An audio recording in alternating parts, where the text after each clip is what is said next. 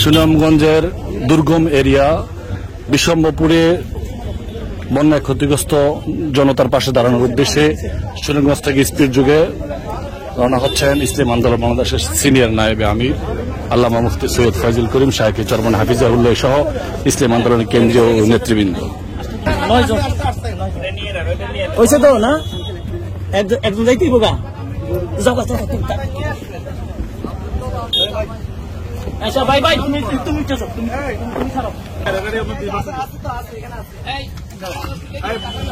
ভাই মারুফ ভাই নিয়ে আপনারা চলে আসেন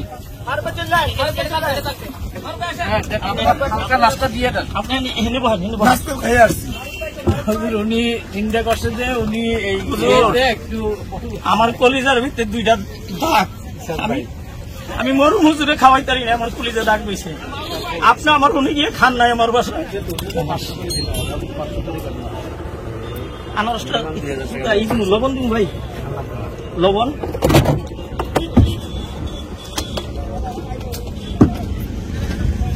আমাকে তিনটা দিছে ওই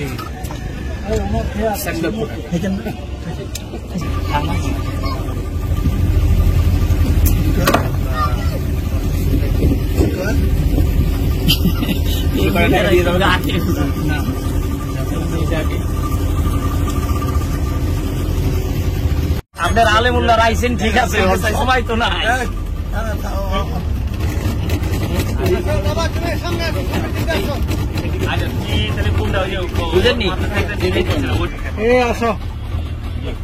একটু নামো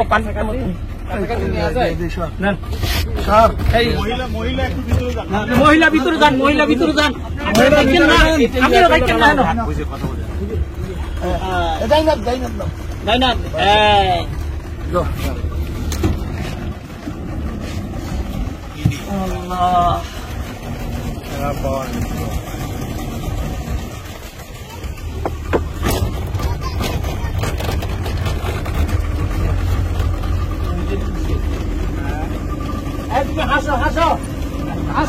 হাসো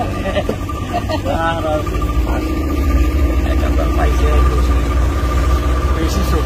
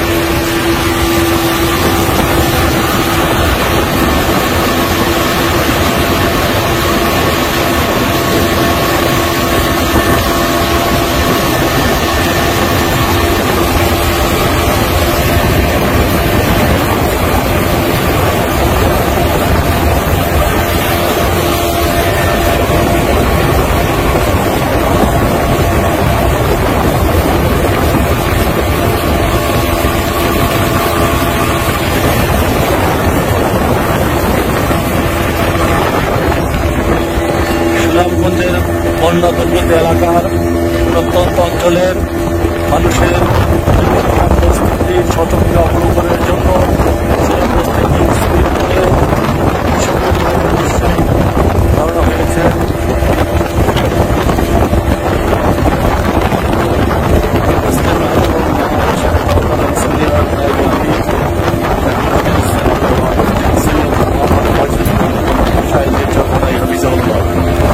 সাথে রয়েছেন ইসলাম আন্দোলনের কেন্দ্রীয় নেতৃবৃন্দ।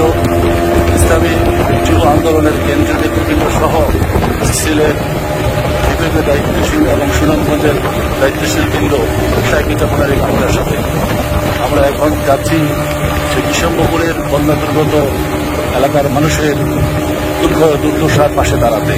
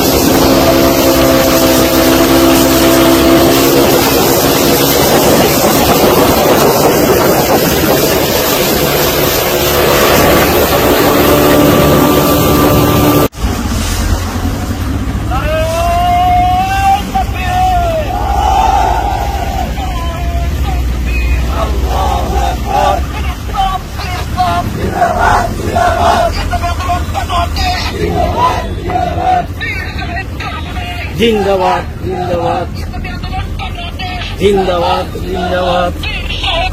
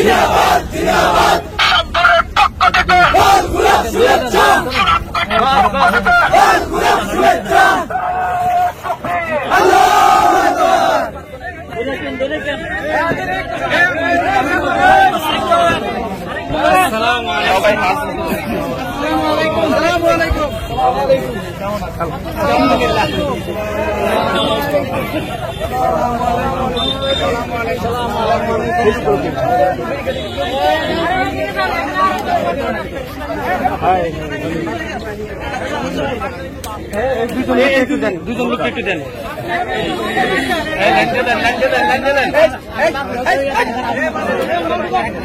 দেন